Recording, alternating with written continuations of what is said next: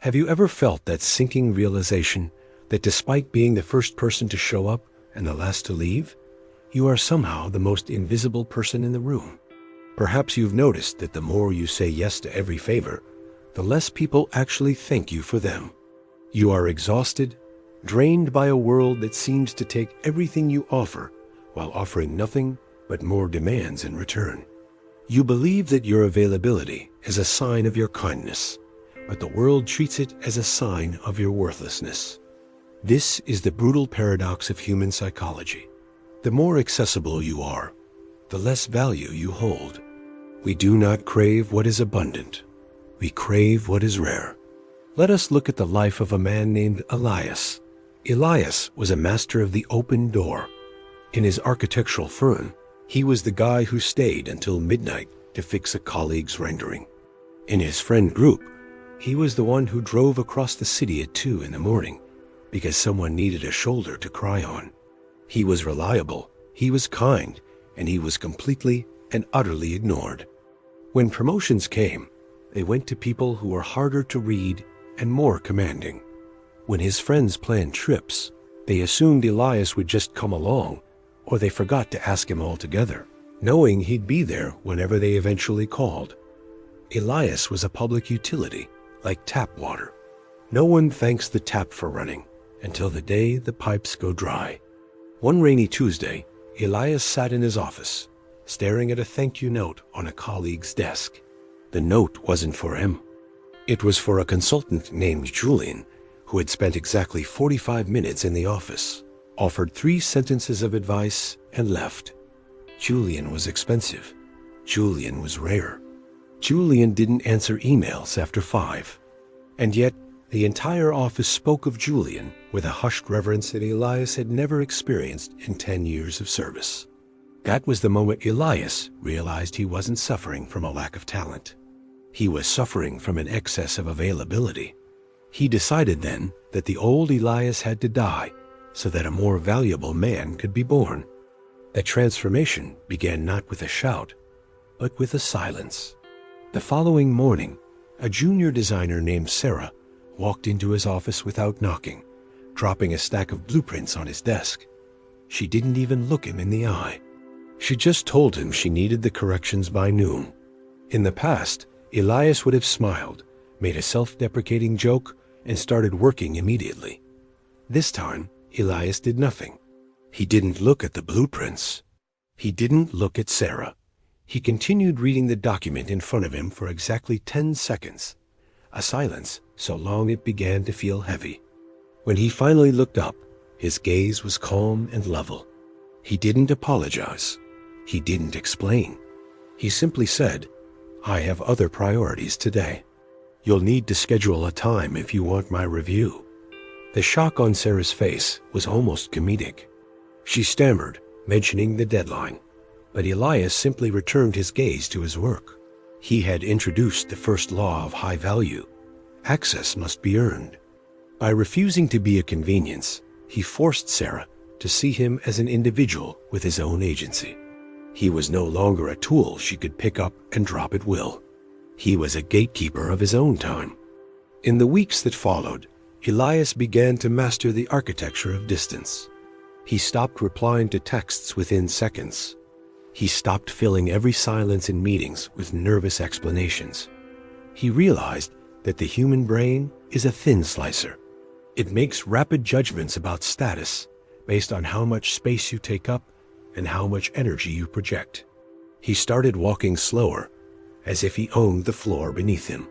He spoke in lower tones, forcing people to lean in to hear him.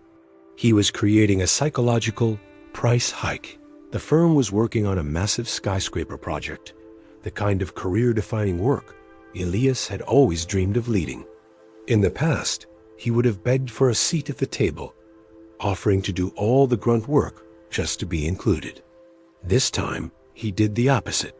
He did his assigned work with surgical precision, but he stopped offering more than was asked.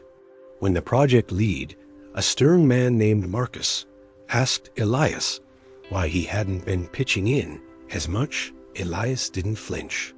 He leaned back in his chair, a posture of high status, and said, I'm focusing my energy where it produces the highest result. If you want my insight on the skyscraper, I'm happy to discuss a lead role. Marcus looked at Elias as if seeing him for the first time. He didn't see the nice guy who did favors. He saw a man who knew his own worth. And because Elias valued himself so highly, Marcus subconsciously felt he had to agree. Within a month, Elias was named lead architect on the project. The colleagues who used to walk all over him now waited for his approval. They didn't resent him. They respected him. They began to treat his time like gold because he treated it like gold first. This shift isn't just about the workplace. It's about the very core of how we perceive ourselves in the mirror. Elias noticed that as he became more expensive to others, he became more substantial to himself.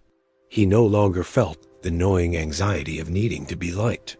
He realized that the need for approval is a poison that cheapens your soul.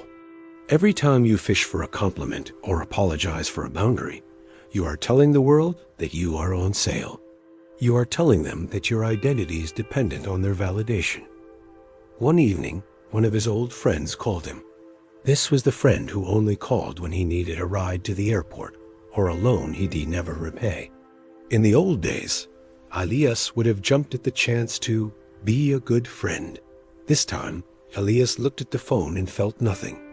No guilt, no obligation. He let it ring.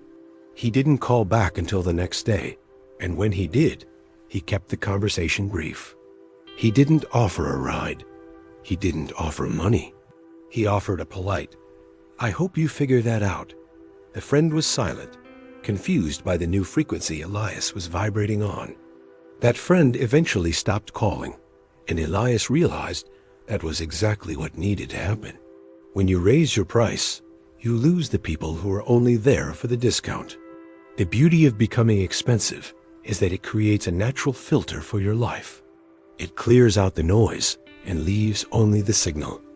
You begin to attract a different caliber of people who are also selective, people who also value their time, people who don't want a doormat but a partner.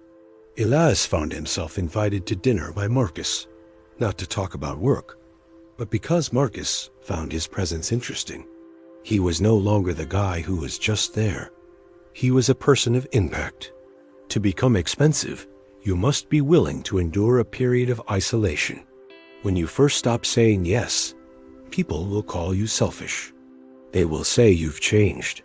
They will try to guilt you back into your old, useful self. You must have the psychological coolness to stay the course. You are not being mean. You are being intentional. You are teaching the world how to treat you by observing how you treat yourself. If you allow people to contaminate your schedule and your mind, they will believe they have the right to do so. But if you hold the line, the world eventually recalibrates. Elias eventually completed the skyscraper project, and it was a triumph. At the opening ceremony, he stood in the lobby of the building he had designed, watching the elite of the city mingle. He realized that he wasn't just standing in a building of steel and glass. He was standing in the physical manifestation of his own boundaries. He had built this because he had decided he was the kind of man who could. He wasn't the man who fixed the renderings at midnight anymore. He was the man whose vision everyone else worked to fulfill. As you move through your own life, ask yourself what price you have set for your presence.